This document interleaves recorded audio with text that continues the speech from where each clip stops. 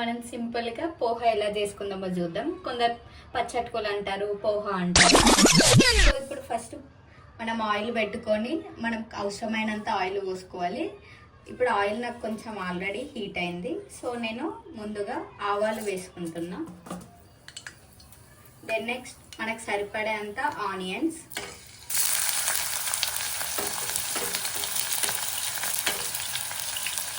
అలాగే పల్లీలు అండ్ మిర్చి.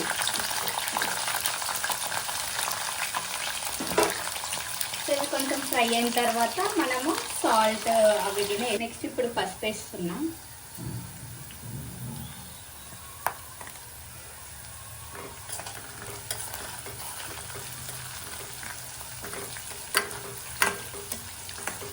నేనైతే నా స్టైల్లో మిర్చీస్ ఫ్రై అయిన తర్వాత పసుపు వేస్తా. అలాగే సరిపడేంత సాల్ట్ కూడా వేసుకోవాలి.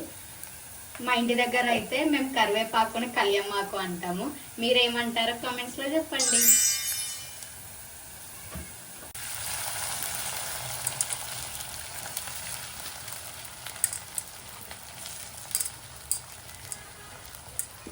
పోహాని ఆల్రెడీ నేను 2 మినిట్స్ వాటర్లో నానబెట్టిన.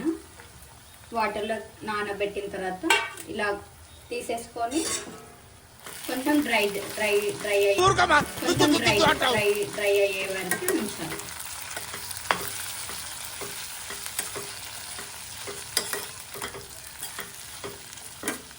ఇలా మొత్తం అంతా కలిసేలాగా కలుపుకోవాలి.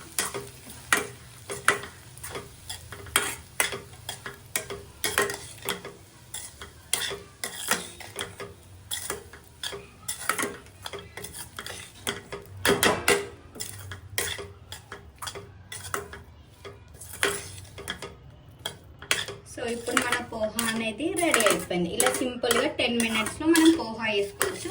టిఫిన్స్గా చేసుకోవచ్చు, స్నాక్స్గా చేసుకోవచ్చు. అది డిపెండ్స్ ఆన్ అవర్ యూజ్. ఇంకా ఇది ఎవరైనా వేసుకోవచ్చు, బ్యాచిలర్స్, ఫ్యామిలీస్ ఎవరైనా.